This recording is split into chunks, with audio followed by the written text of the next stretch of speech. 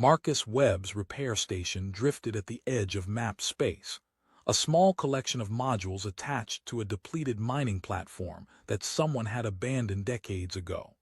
It wasn't much. Living quarters, workshop, storage bay, enough fusion capacity to run basic systems. But it was his, paid for with 10 years of military service and 5 more of corporate contract work he'd finally walked away from.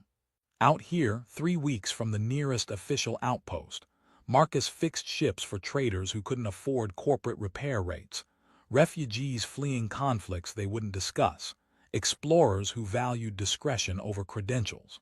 He asked few questions, accepted payment in currency or barter, and generally kept to himself. After 20 years of seeing what happened when governments and corporations controlled critical infrastructure, isolation suited him fine. The distress signal came through at 300 station time, pulling Marcus from sleep with its automated priority alarm. He pulled up the sensor data, blinking away exhaustion. One vessel, approximately 15,000 kilometers out, no power signature, no response to automated hails, life support status unknown. Standard protocol for independent operators was clear. Report the distress signal to authorities, maintain distance, wait for official response. But Marcus knew that out here, official response might take 3 or 4 days. Whoever was on that ship would be long dead by then if life support had already failed. He made the decision in under 30 seconds. Suited up, prepped his repair shuttle, loaded emergency supplies, and the portable toolkit he'd assembled over years of impossible repairs. If someone was dying out there while he waited for proper authorities, he'd never forgive himself. The approach took 40 minutes. As Marcus drew closer, he got better sensor readings on the disabled vessel. It was beautiful, even dark and lifeless. Sleek lines that suggested wealth and sophisticated engineering. Hull material he didn't immediately recognize. Design aesthetics that marked it as clearly non-human construction. Definitely not a ship he'd seen before, which meant either very wealthy private owner or government vessel from a species that didn't frequent this region. Either way, someone inside was probably dying. Marcus docked with the standard emergency coupling, overriding the disabled ship's automated systems with mechanical force when electronic handshake failed. The airlock cycled with backup power reserves that were running critically low. When the inner door opened, emergency lighting cast everything in dim red that made the elegant interior look like a failing heartbeat. The ship's interior was as beautiful as its exterior, crafted rather than manufactured, showing attention to aesthetic detail that human vessels rarely bothered with. Walls were smooth composite that might have been grown rather than assembled, displaying patterns that seemed decorative but probably served functions Marcus couldn't identify. Everything about the design suggested wealth, taste, and engineering philosophy completely different from human approaches. He found the survivor in what appeared to be the main cabin, a space that combined control systems with living quarters in ways that suggested long-duration solo travel. She was seated at what was probably the primary control station, her posture suggesting she'd been attempting repairs when systems failed completely. She was humanoid, 2 arms, 2 legs, bilateral symmetry, but clearly not human. Taller than Marcus by several inches, with distinctive ridge structures along her cheekbones and temples, skin that showed subtle iridescent quality in the emergency lighting, and eyes that were larger and more reflective than human standard. Her clothing was simple but elegant, made from material that looked expensive. She looked up as Marcus entered, and he saw relief flash across her face before being replaced by controlled composure. When she spoke, her voice was accented but perfectly comprehensible, suggesting either natural linguistic ability or very good translation technology. "I'm grateful for your response to my distress signal. I'm Lyran, a traveler whose ship has experienced catastrophic system failure. I apologize for the inconvenience of requiring rescue. Marcus Webb, and it's not an inconvenience, it's why I'm out here." He moved to the control panels, assessing the damage. What happened? The primary drive system experienced cascading failure approximately 18 hours ago. I was able to maintain life support on emergency reserves, but I lacked the expertise to repair the core systems. She watched him work with evident attention. Are you a professional rescue operator? I'm a mechanic who happened to be close enough to respond. Let me see what we're working with here. The next several hours were intense problem solving. The ship systems were completely foreign to Marcus, technology based on principles he'd never encountered, using materials he couldn't identify, organized according to engineering philosophy that didn't match human approaches. But machinery was machinery at fundamental level. Energy had to flow, components had to connect, systems had to interact according to physical laws that didn't care about species differences. Marcus worked with the methodical creativity that had made him valuable in military service and later in corporate contracts. When standard approaches didn't work, he improvised. When Verath technology didn't interface with his tools, he adapted. When proper repair was impossible, he created functional workarounds using human mechanical principles applied to alien systems. Lyran watched him work with what seemed like fascination, asking occasional questions about his decision-making process, his diagnostic approaches, his willingness to modify systems he didn't fully understand. You're very confident working with unfamiliar technology, she observed after he'd bypassed 3 failed systems with improvised mechanical linkages. I'm confident that physics works the same everywhere. The specific engineering might be different, but energy flow, mechanical advantage, thermal management, those principles are universal. He was elbow-deep in what he thought might be a power distribution node, rewiring connections by feel because he couldn't fit proper tools into the access space. Your people build elegant systems, but elegance sometimes means fragility. My modifications aren't pretty, but they'll get you to proper repair facilities. Why did you respond to my distress signal? You had no obligation to assist. Marcus paused, surprised by the question. You were stranded and in danger. I had the skills to help. That's the whole reason. What other motivation would I need? The question seemed to puzzle her in ways Marcus didn't understand, but he was too focused on the repairs to pursue it. After 12 hours of continuous work, running on stimulants and stubbornness, Marcus finally restored enough functionality to matter. The drive wouldn't operate at full capacity. His improvised repairs were adequate but crude, but it would move the ship at reduced speed. Life support was stable. Critical systems were functional. You should be able to reach Outpost 7 in about 3 standard days at reduced velocity, Marcus told her, wiping grease from his hands with a rag that had seen better decades. They've got proper facilities for your ship's systems. Tell them Marcus Webb sent you. The head engineer there owes me a favor, might give you a discount on the repairs. Lyran stared at him with an expression he couldn't read. What payment do you require for this service? What favor can I offer in return? What obligation structure should we establish? No payment necessary, no favors required, no obligations. Marcus started gathering his tools. You needed help, I provided help. That's the complete transaction. I don't understand. You've spent 12 hours repairing my vessel using your expertise and materials. You've saved my life. You must want something in return, compensation, a favor marker, political advantage, something. I want you to reach safety. That's sufficient return on my time. Marcus headed toward the airlock where his shuttle was docked. Safe travels, Lyran. Try not to let your drive systems cascade next time. Wait. Her voice carried command authority that made Marcus pause. You don't understand what you've done. You can't simply walk away. I can and am. You're safe now, that's what matters. No, you truly don't understand. She moved to the control panel, and suddenly the ship systems flared to life beyond the minimal repairs Marcus had made. Other systems activated, communications, sensors, defensive capabilities that no civilian vessel should possess. I need to tell you the truth before my fleet arrives.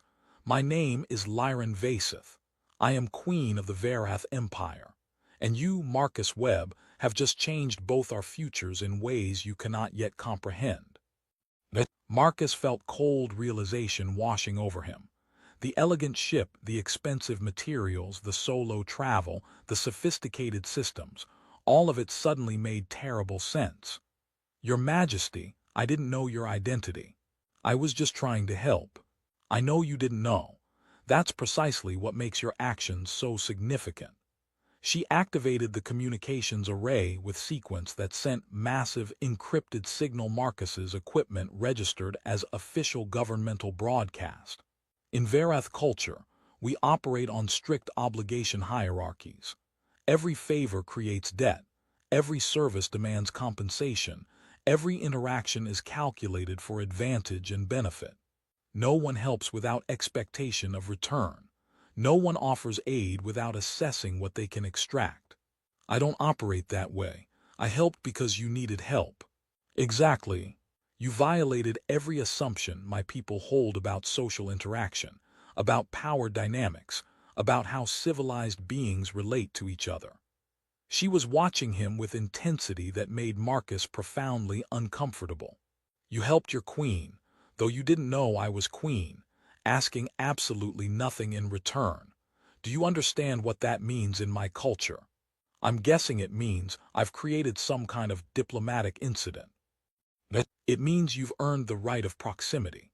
By Varath law that predates our modern government by millennia, anyone who restores a sovereign's lifeline without demanding obligation or compensation earns the right to stand at that sovereign's side as advisor, equal voice, and protector. You saved my life asking nothing. That grants you position and authority you never sought. I don't want political position. I'm a mechanic who lives alone at the edge of nowhere specifically to avoid exactly this kind of complication. I understand, and if you refuse my offer when I make it formally, I'll respect that refusal. But I need you to understand what you've demonstrated through your actions. She moved closer, her eyes showing emotion Marcus couldn't quite identify. I am queen of an empire of billions. I have thousands of advisors, millions of subjects, fleets that could destroy solar systems. And I have not one single person who would help me without calculating what they could gain from my gratitude. Until today. Until a human mechanic answered my distress call and fixed my ship because I needed help. Marcus was processing too many implications at once. Through the viewports, he could see massive vessels beginning to appear from hyperspace, a fleet materializing in response to Lyran's signal, warships that made his repair station look like a child's toy. Your fleet is here. You should go with them, get proper repairs, return to your empire. Thank you for the explanation about your customs, but I'm not interested in political positions or formal roles. I just wanted to help. And I'm offering you choice. Lyran's voice dropped to something almost intimate despite the formal words. When my fleet docks, when my advisors and security detail and all the apparatus of government surrounds me again, I will make a formal offer. Come with me, human. Not as subject, not as servant. As counselor with right of proximity, the first person in my life who helped me without agenda, the first voice I can trust to speak truth rather than calculation. What if I refuse? Then you return to your station with my gratitude and no obligation, no consequence, no debt. The choice is entirely and genuinely yours. She held his gaze, but I hope you'll consider accepting. My empire is wealthy and powerful and profoundly broken by the very obligation structures that created that wealth and power. We've built civilization on transaction rather than trust, on calculation rather than compassion.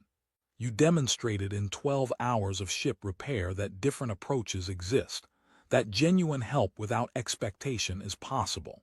You want me because I'm different from your people. I want you because you helped me expecting nothing, and that's so rare in my experience that it might be revolutionary. I want your human perspective on problems my people's cultural assumptions have made invisible. I want someone at my side who will tell me truth, because it's true rather than because it serves their interests. She gestured toward the viewports where her fleet was establishing formation. I'm offering you something difficult and complicated and occasionally dangerous. You'll face opposition from traditionalists who see you as foreign corruption. You'll make mistakes through ignorance of our customs. You'll be used as political symbol by factions you don't understand. But you'll also have opportunity to help millions of people, to prove that obligation isn't the only foundation for civilization, to demonstrate that trust is possible even in contexts built on transaction. The first of the fleet vessels was docking with Lyran's ship. Marcus could see armed personnel preparing to board, could imagine the chaos about to unfold as Varath security discovered their queen had been alone and in danger. I need to think about this, Marcus said. You have until my advisors finish their security panic and I make the formal offer public, probably an hour. Lyran moved toward the airlock where her people were boarding. Whatever you decide, thank you, Marcus Webb, for answering my distress call, for saving my life, for showing me that my assumptions about humans and about power were incomplete. Then the airlock opened, and she was surrounded by her people, guards in elaborate armor, officials whose bearing suggested high rank, all of them showing relief and barely controlled panic at finding their queen alive but unprotected. Marcus stood in the ship he'd repaired, watching through viewports as the Varath fleet established protective formation, as shuttles ferried personnel between vessels, as the apparatus of governmental power mobilized around one woman who'd been alone and dying until a human mechanic answered her distress call. He'd come out here to escape exactly this kind of political complexity. And now he was being offered a position at the heart of an alien empire, asked to serve as advisor to a queen who saw him as proof that her entire civilization's social foundations were flawed. All because he'd answered a distress signal and fixed a broken ship, asking nothing in return.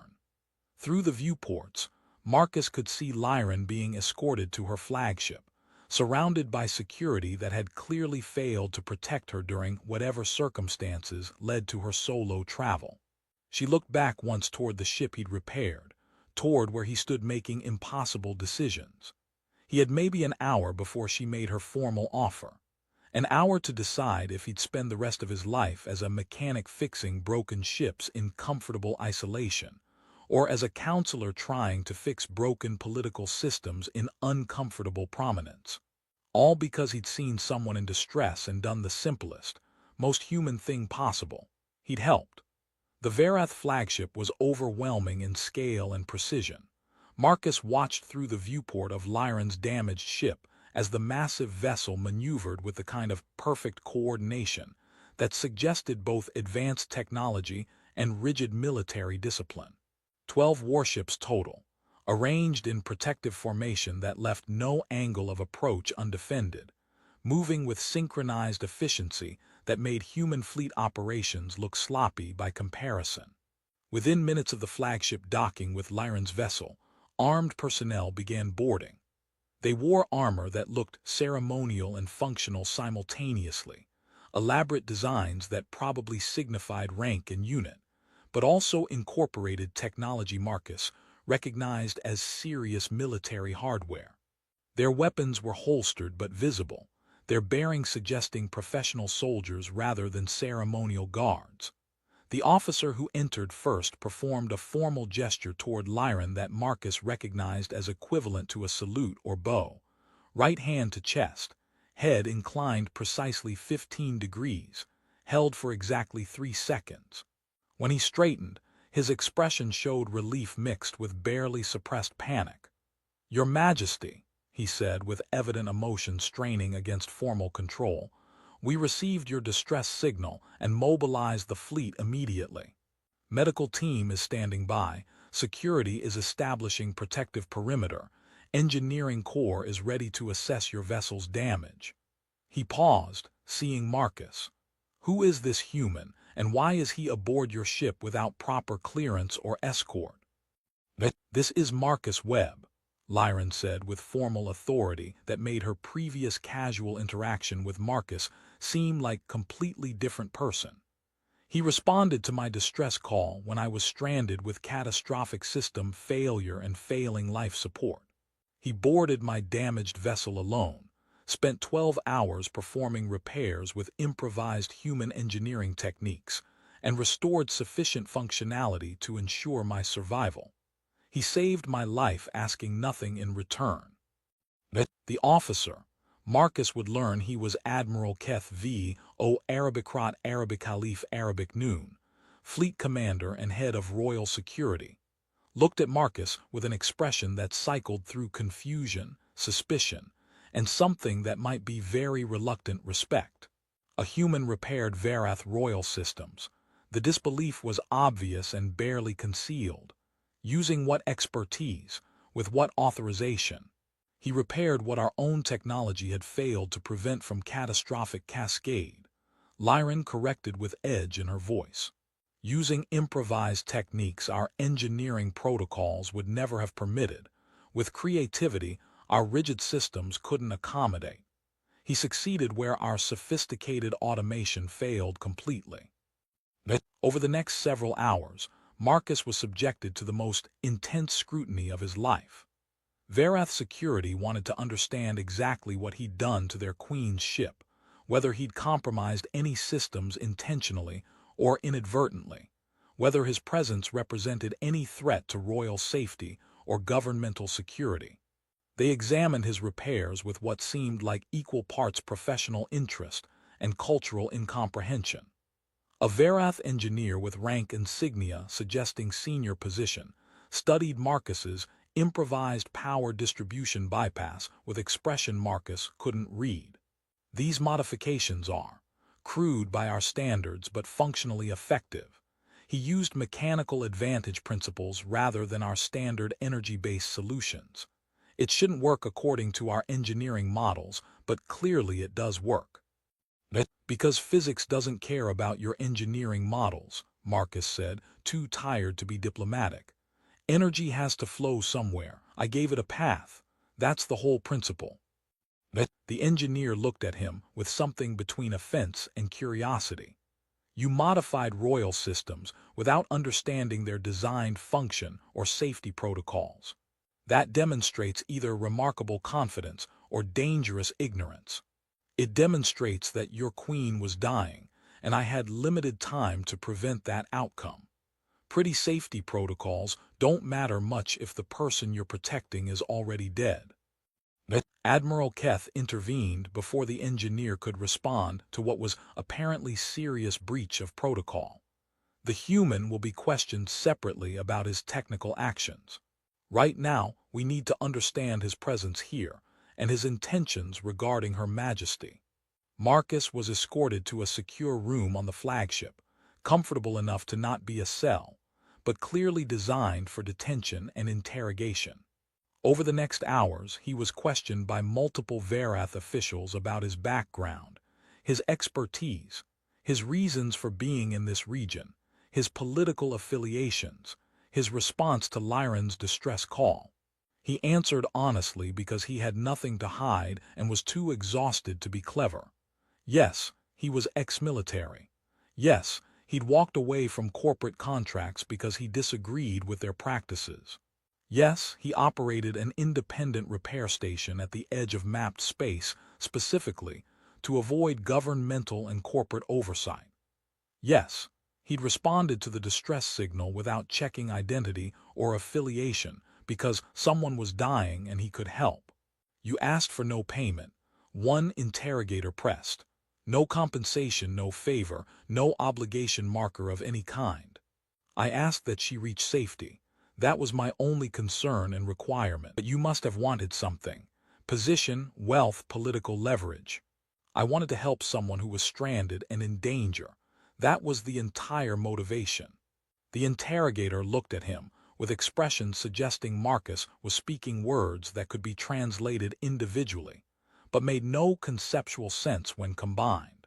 I don't understand your claimed motivation, human. That seems to be mutual, Marcus responded. He also learned more about what his actions apparently meant within Varath cultural context. A cultural liaison, younger Varath with less formal bearing than the security officers, explained while reviewing his testimony for inconsistencies. You need to understand that Varath civilization is built on elaborate obligation hierarchies, she said, her tone suggesting she was explaining something obvious to someone who clearly didn't grasp basics. Every favor creates debt. Every service demands compensation.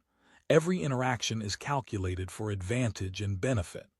The concept of helping someone, especially helping royalty, without establishing obligation structure is so foreign to our culture that we literally don't have vocabulary for it. You don't have words for helping someone without expecting something back. We have words for charity, which implies hierarchical relationship, where superior helps inferior from position of strength. We have words for alliance, which implies mutual benefit calculation. We have words for investment, which implies expectation of return. But the concept of equals helping equals simply because help is needed, without creating obligation or expecting compensation. That's not a transaction type our language evolved to describe. Marcus processed this, understanding for the first time just how profound the cultural gap was between his instincts and Varath assumptions. So when I helped your queen without asking for anything, I wasn't just being kind. I was violating your entire social framework. You were demonstrating behavior our culture considers either impossible or incomprehensible depending on who you ask. The liaison studied him carefully, which is why the traditionalists want you expelled immediately as dangerous foreign influence, while the reformists want you elevated as proof that our cultural assumptions might be incomplete. And which faction is winning? Neither yet. That's why you're still being questioned rather than either honored or expelled. She made a note on her data device. Her Majesty is currently in meetings with her senior advisors. They're debating what your presence means, what precedent your actions set, what should be done with a human who saved the Queen's life without creating obligation structure. That evening, though evening was arbitrary on a ship maintaining its own time standard, Marcus was brought to what appeared to be more formal meeting space. Lyran was there, now wearing elaborate robes that marked her status far more clearly than the simple clothing she'd worn during their first meeting. Admiral Keth was present, along with several other officials whose elaborate dress suggested high rank. Marcus Webb, Lyran said with formal authority, my advisors have been debating your actions and their implications for the past 6 hours. I wanted you to hear their concerns directly before I make my formal offer. Admiral Keth spoke first, his tone suggesting he was repeating arguments he'd already made multiple times. Your Majesty, this human violated multiple security protocols by boarding your vessel without proper clearance. He modified royal systems without authorization or oversight. He established personal contact with you without appropriate diplomatic framework. Regardless of his stated intentions, his presence represents security breach of the highest order. He also saved my life when your security protocols had failed to prevent me from being alone and dying in uncharted space. Lyran responded coolly. Perhaps we should examine which failure is more significant. Another advisor, older Varath with distinguished bearing, spoke more carefully. No one disputes that the human's technical intervention was valuable, Your Majesty. The question is what precedent his actions establish. If we honor him for helping without obligation structure, we undermine fundamental cultural principles that have organized our civilization for millennia. If we punish him for saving my life because he violated cultural expectations by not demanding compensation, we reveal that our cultural principles value transaction more than actual human, or Varath, welfare, Lyran countered. That seems like useful revelation, even if uncomfortable. The debate continued, with Marcus mostly silent because He didn't understand enough about Varath culture to contribute meaningfully, but he was learning that his simple decision to answer a distress call had created serious political crisis within their government. Finally, Lyran raised her hand, and the advisors fell immediately silent. "I've heard your concerns and recommendations. Now I'll tell you my decision. Marcus Webb will be offered the right of proximity as prescribed by our oldest laws governing sovereign obligation. He saved my life without demanding benefit. By tradition that predates our modern government, that grants him right to serve at my side as advisor with voice equal to my own in matters of counsel." "Your Majesty, granting right of proximity to a non-Varath is unprecedented," Admiral Keth protested. It violates nothing in the actual law, only in our assumptions about who the law applies to," Lyran interrupted. "The right of proximity specifies anyone who restores sovereign lifeline without demanding obligation. It doesn't specify species. Our assumptions are not law." She turned to Marcus directly. "I'm offering you formal position as counselor with right of proximity. You would have authority to speak with my voice in advisory capacity, access to all levels of government, protection under royal authority, an obligation to offer honest counsel without fear of reprisal. You would help me govern an empire that's forgotten how to trust, that's built prosperity on transaction rather than genuine cooperation, that needs to remember that different approaches exist." "And if I refuse?" Marcus asked. "Then you return to your repair station with my personal gratitude, with no obligation created, no consequence imposed, no debt recorded. The choice is genuinely yours." Marcus looked at the assembled advisors, seeing various expressions ranging from hope to horror at the prospect of his acceptance. He thought about his repair station, his isolation, his deliberate choice to avoid exactly this kind of political complexity. But he also thought about Lyran's earlier words, about being queen of billions with no one she could trust, about civilization built on obligation rather than connection, about how his simple act of helping had revealed assumptions she'd never thought to question.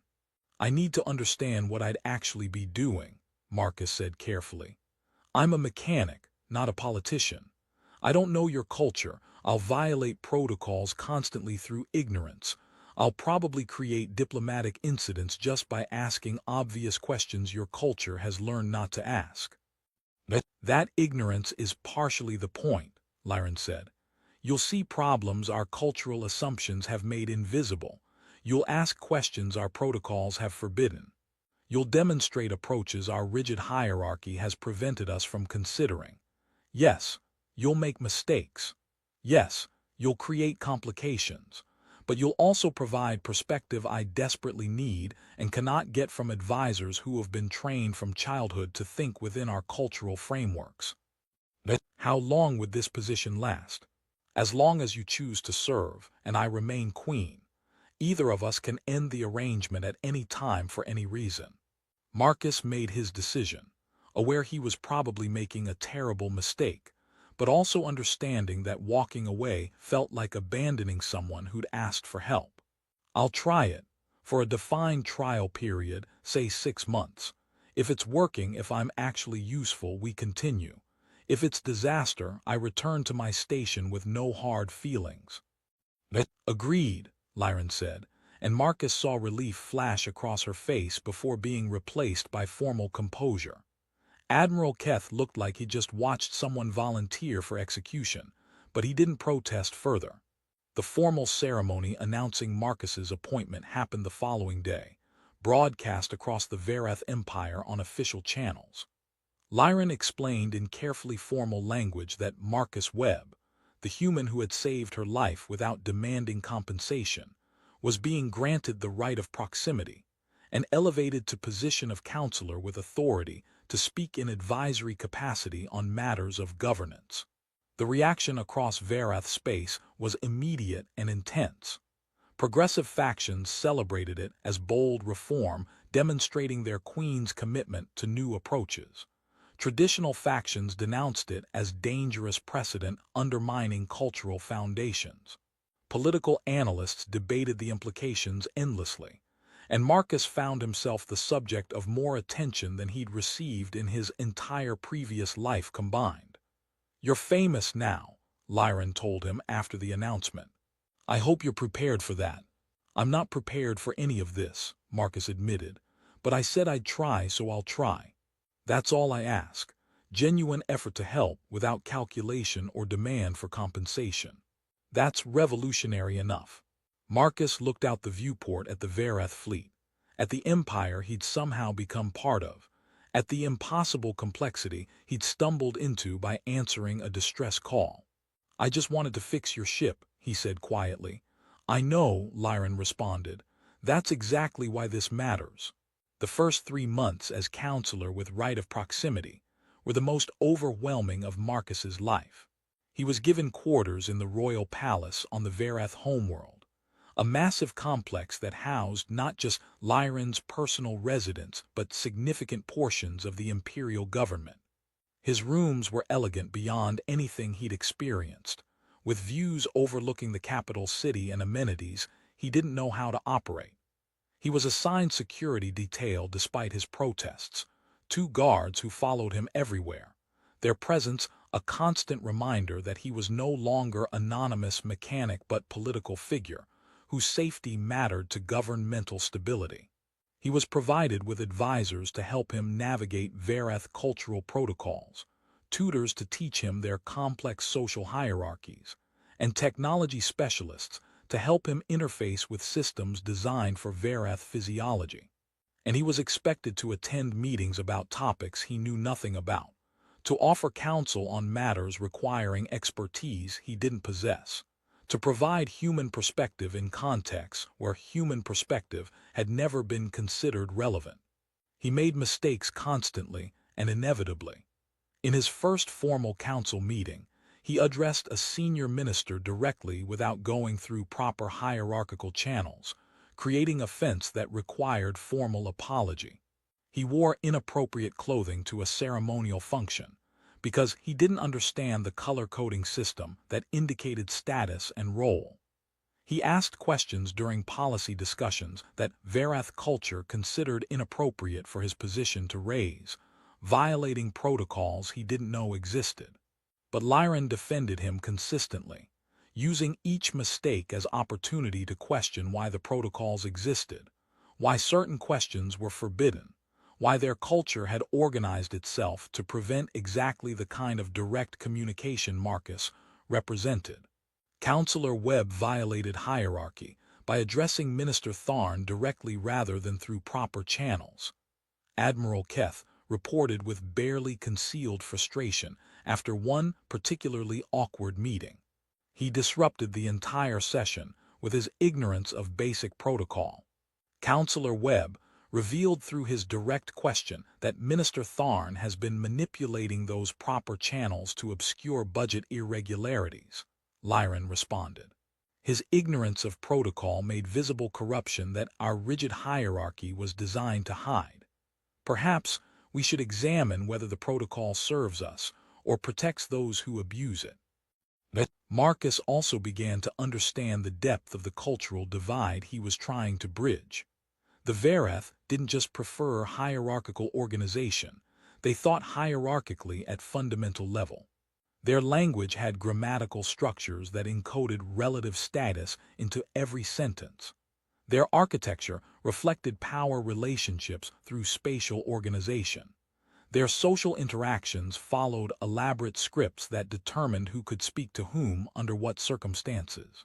The concept of friendship as humans understood it, voluntary association between equals without formal obligation structure, was so foreign that explaining it required philosophical discussion rather than simple translation. He spent extensive time with Vareth cultural scholars trying to understand their perspective, while also explaining human social organization.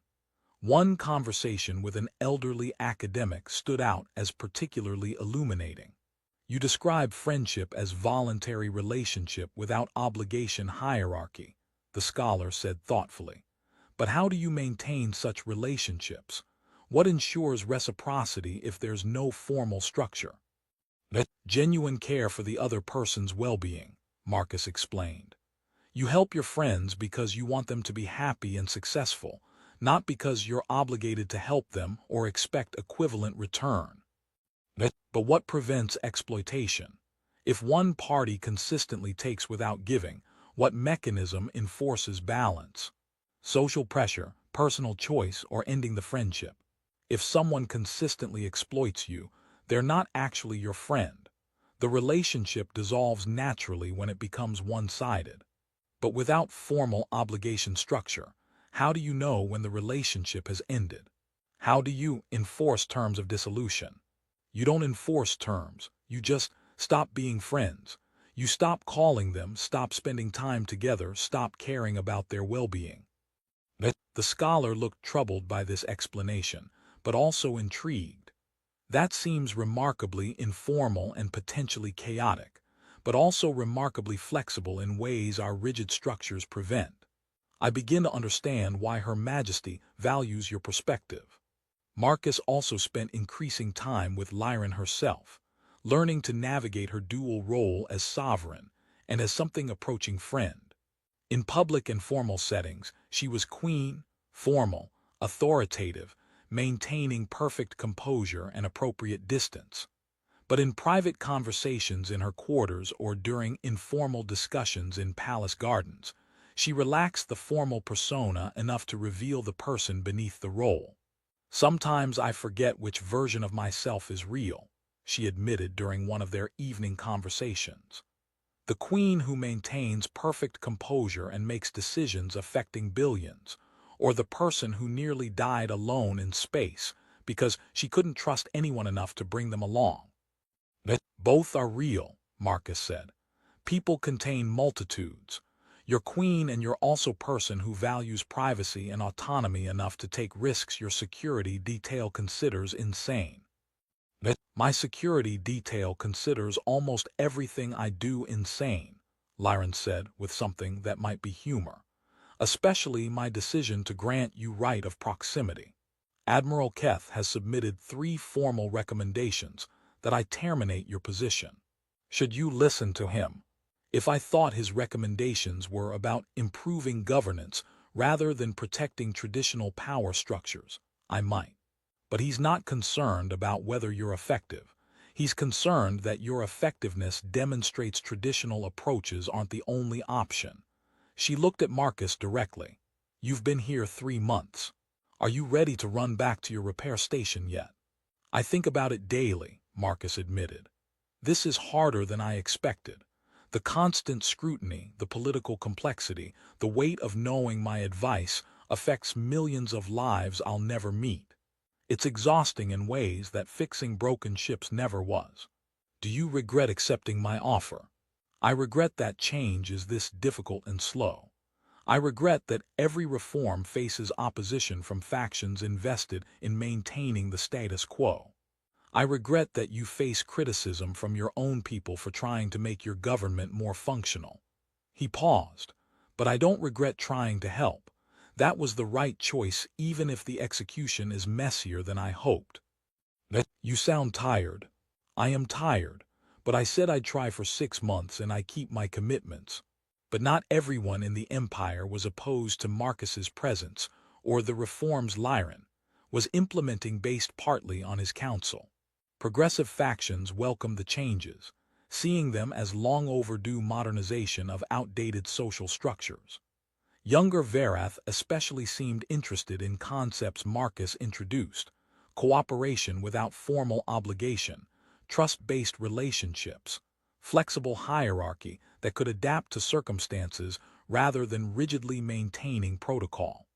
One young government official sought Marcus out specifically to discuss implementation of what she called trust protocols in her department. We've been testing the principles you described, allowing team members to make decisions without requiring approval through 6 layers of hierarchy, encouraging direct communication rather than formal channels, evaluating outcomes rather than protocol compliance. The results are remarkable. We're solving problems faster with more creative solutions with better team cohesion. Your supervisors must hate it, Marcus guessed. They're deeply uncomfortable with the lack of formal structure, she admitted. But they can't argue with results. Our department's performance metrics have improved across every measure. Other departments are starting to ask how we're achieving our outcomes. And when they learn it's by reducing hierarchy and increasing trust. Some will implement similar approaches. Others will double down on traditional protocols. But the fact that alternatives exist, that you've demonstrated through your own example, and through Her Majesty's reforms that different approaches can work, that's changing the conversation across our entire government. 4 months into his position, Marcus was asked to provide counsel on a specific crisis that tested everything he'd been trying to teach about trust-based cooperation. A border dispute with a neighboring power was escalating toward potential military conflict.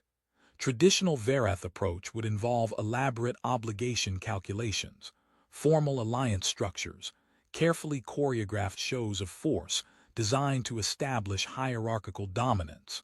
The senior council meeting debating response was tense. Military advisors recommended mobilizing fleet assets to demonstrate Verath power. Diplomatic Corps suggested building alliance network through formal obligation structures that would isolate the opposing power. Economic ministers proposed trade restrictions calibrated to cause maximum pressure while maintaining formal protocol compliance. Lyron listened to all the recommendations, then turned to Marcus. Counselor Webb, you've been quiet during this discussion. What would human diplomatic principles suggest in this situation? Marcus took a breath, aware that every official in the room was watching him, that his counsel would be analyzed and debated across the empire. Human diplomacy would suggest that escalating shows of force and rigid protocol compliance are probably trapping both sides in positions neither actually wants to maintain. If you could create space for honest discussion of actual interests rather than formal positions, you might find compromise that serves everyone better than conflict serves anyone. That's naive, one of the senior military advisors said dismissively. The opposing power will interpret any attempt at direct negotiation as weakness to exploit, or they're as trapped by their own cultural assumptions and obligation structures as you are by yours, Marcus responded. And they're looking for face-saving way to de-escalate, but can't admit that through formal channels that require projecting strength and maintaining hierarchy.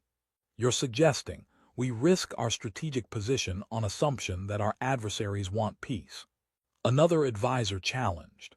I'm suggesting that assuming they want conflict and can only be managed through force is exactly the rigid thinking that creates conflicts neither side actually benefits from.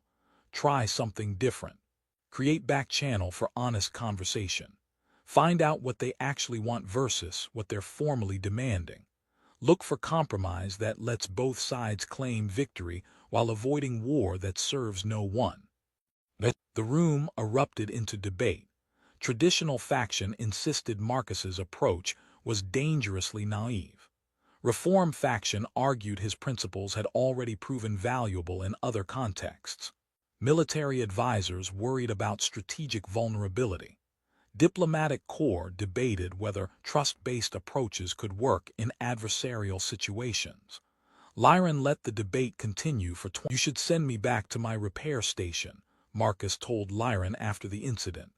I'm creating more problems than I'm solving. You're revealing problems that already existed, Lyron corrected.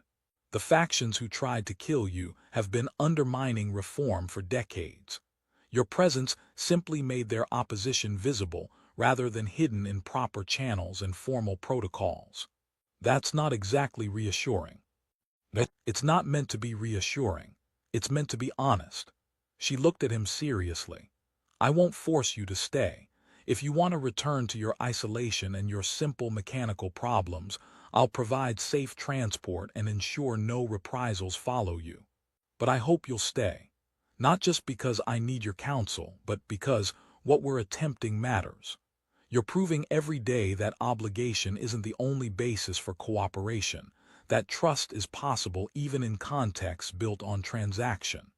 That threatens people invested in traditional power structures, which means it's working. Marcus decided to stay, though he accepted increased security and started taking the threats more seriously. The chapter ended with Lyron and Marcus standing on a palace balcony overlooking the capital city, watching celebrations following the peaceful resolution of the border crisis. "You saved more lives with that diplomatic counsel than I saved by repairing your ship," Marcus observed. "We saved lives," Lyron corrected. "Your human perspective revealed options our cultural assumptions had made invisible. That's what I brought you here to do. I'm still not comfortable with the political influence I seem to have accumulated." Good comfort with power is when power becomes dangerous. She was quiet for a moment. "Thank you, Marcus, for answering my distress call, for accepting my offer, for staying despite the assassination attempt, for being proof that my empire can change." "We're not done changing it," Marcus said, "and I suspect that assassination attempt won't be the last opposition we face." "I know, but we'll face it together. That's more than I had before you fixed my ship." They stood together watching the celebrations.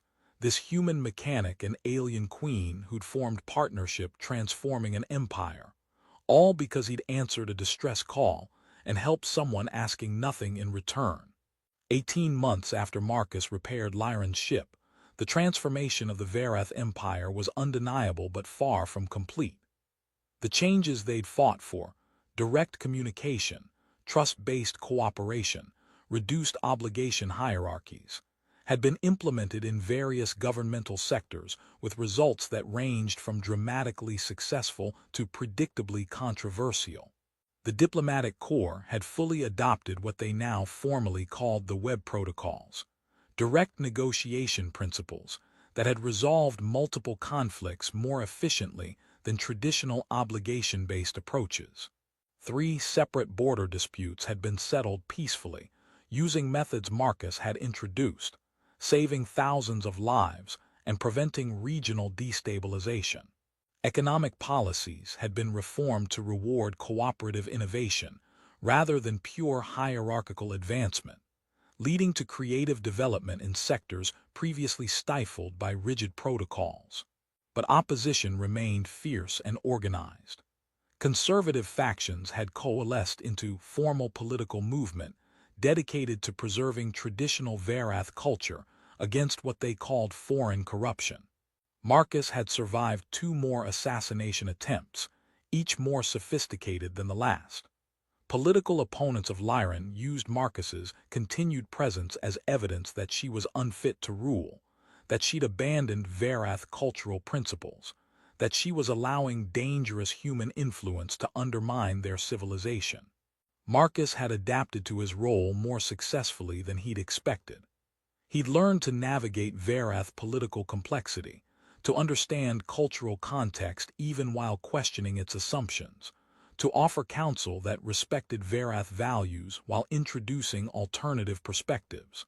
He'd built working relationships with reform-minded officials, created alliances with factions that genuinely supported change, rather than just using reform rhetoric for political advantage.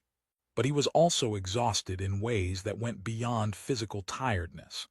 The constant security concerns, the unrelenting political pressure, the weight of knowing his counsel affected millions of lives, all of it accumulated into weariness that sleep didn't fully address. He found himself missing his repair station more frequently, thinking about the simplicity of fixing broken machines rather than trying to repair broken political systems. "You look terrible," Lyron observed during one of their regular evening conversations in her private quarters. These meetings had become routine, times set aside specifically for honest discussion without advisors or formal protocols, where they could speak as something approaching friends rather than queen and counselor. "I feel terrible," Marcus admitted.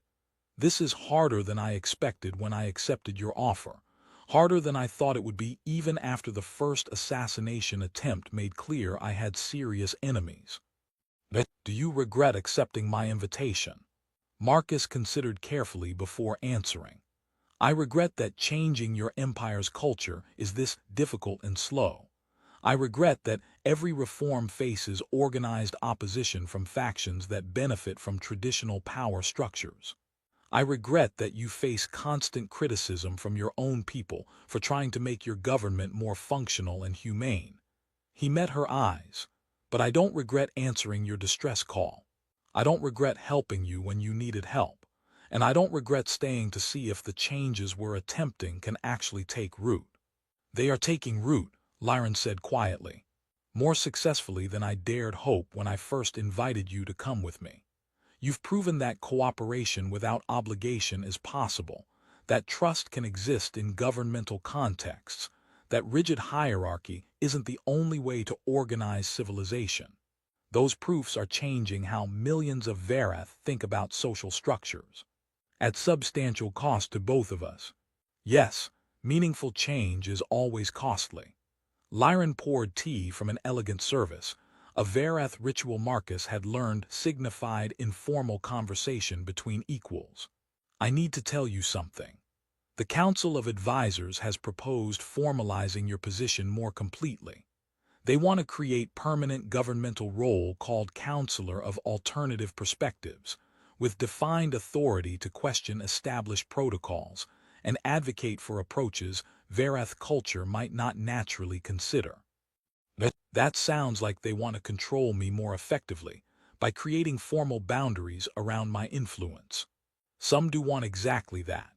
But others genuinely want to institutionalize the principles you've introduced to ensure that alternative perspectives become permanent part of how we govern rather than temporary anomaly dependent on one human's presence. She sipped her tea thoughtfully. They're debating whether you should continue to hold the position or whether it should eventually be filled by someone else, possibly another human, possibly a Varath who's trained to think outside cultural assumptions. How do you feel about formalizing my role? Conflicted. I want these changes to outlast us both, but I worry that creating formal structure around your position might undermine what makes it effective, your genuine outsider perspective, your freedom to question everything, your independence from obligation hierarchies. She looked at him seriously. What do you want, Marcus? You've given me 18 months. You've survived multiple assassination attempts. You've helped transform how an entire empire thinks about cooperation and trust. You've fulfilled any reasonable interpretation of your commitment. If you want to return to your repair station and your simple machines, I'll understand. Before Marcus could answer, Admiral Keth entered with obvious urgency. Your Majesty, Counselor Webb, we've received concerning intelligence. The Conservative Coalition is preparing coordinated political action. They're calling for a council of traditional review, formal examination of whether the reforms implemented over the past 18 months violate fundamental Varath cultural principles protected by our Constitution. That's their constitutional right, Lyron said calmly. Our founding documents provide for such review when significant cultural changes are proposed. They're specifically targeting Counselor Webb's position, Keth continued. They're arguing that granting right of proximity to a non-Varath violates traditional understanding of sovereign authority so fundamentally that it constitutes illegitimate exercise of royal power. If they succeed in the review, they could force you to revoke his appointment and reverse many of the reforms. Marcus felt cold realization. They're using me to attack you politically.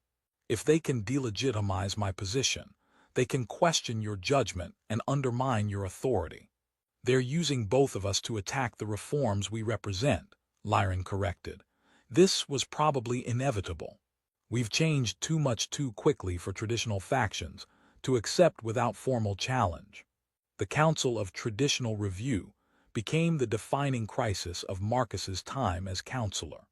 It was formal proceeding broadcast across the empire, watched by billions, covered extensively by media across Varath space and beyond. The conservative coalition presented sophisticated arguments that Lyran's reforms, and particularly Marcus's appointment, violated fundamental Varath cultural principles. Their case was carefully constructed. Yes, the right of proximity existed in ancient law, but that law developed in context where all participants shared Varath cultural foundations, where certain assumptions about obligation and hierarchy were universal.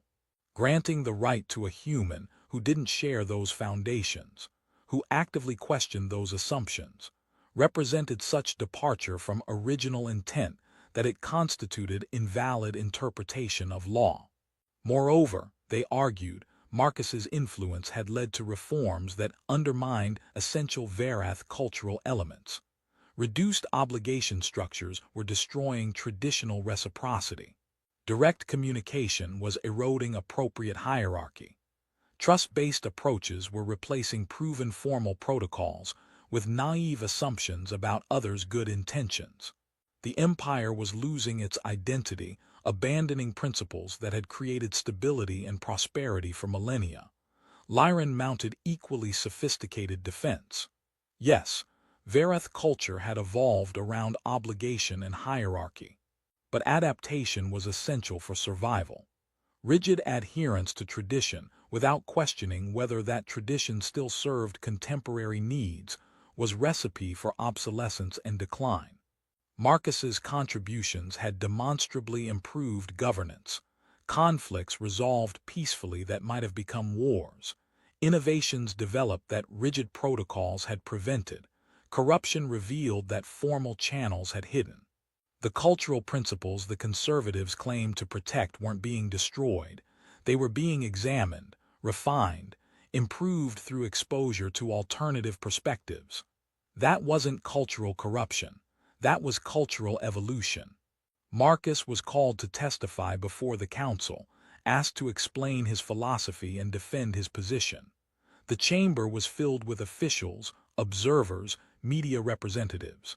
Every word would be analyzed across the empire. I repaired Queen Lyran's ship because she was dying and I could help her, Marcus said when asked to explain his presence. I accepted her offer to serve as counselor because I believed that genuine help sometimes requires accepting consequences of that help, even when those consequences are difficult and complicated. I've tried to offer perspective that Varath cultural assumptions might make difficult to see naturally. That's my complete agenda, not corrupting your culture, not advancing human interests, not undermining your traditions. Just helping someone who asked for help and continuing to help in ways that seem valuable. But you admit you don't fully understand our culture, a conservative council member challenged. How can you presume to offer counsel on matters you don't comprehend? I don't fully comprehend your culture, and I've made mistakes because of that ignorance. But sometimes outsider perspective reveals what insiders have learned not to see. I've asked questions your protocols prevented asking. I've suggested approaches your assumptions made unthinkable. Some of those questions and suggestions have proven valuable. Not because I'm smarter or more knowledgeable than Varath advisors, but because I see different patterns because I'm not embedded in your cultural frameworks. The debate continued for days. Public opinion divided but gradually shifted as more Varath spoke in support of the reforms, sharing specific examples of how new approaches had improved their lives. Scientists who'd made breakthroughs after protocols were relaxed to allow more direct collaboration. Diplomats who'd resolved conflicts using trust-based methods. Government workers who'd found their jobs more meaningful when allowed to make decisions without requiring approval through 6 hierarchical layers. The turning point came from unexpected source. An elderly council member, traditionalist with decades of governmental service, spoke near the conclusion of the proceedings. I've spent 60 years believing our obligation structures and rigid hierarchies were essential to our civilization. I've defended those structures against every proposed reform. But watching this human operate for 18 months has shown me something I didn't expect. That genuine trust is possible, that cooperation without formal obligation can work, that questioning tradition doesn't necessarily destroy it. But she looked directly at Marcus. You're correct that we've learned not to ask certain questions. You're correct that our protocols sometimes prevent us from seeing obvious problems. You're correct that change is necessary for civilizations to remain vital, rather than calcifying into obsolescence. Then she turned to the conservative coalition. But the traditionalists are also correct that we must preserve what makes us Varath, that we can't abandon our cultural foundations entirely, that some principles deserve protection even while others deserve examination. But her proposed solution was characteristically Varath in its structural approach, but revolutionary in its content. Formalize the position of Counselor of Alternative Perspectives as permanent governmental role, creating clear protocols for how alternative perspectives should be integrated into decision-making, but also create balancing position of Counselor of Traditional Preservation, ensuring that cultural principles weren't discarded without careful consideration of their value. We accept outside wisdom while maintaining inside identity, she concluded. We question our assumptions without losing ourselves. That seems like appropriately Varath response to appropriately human challenge.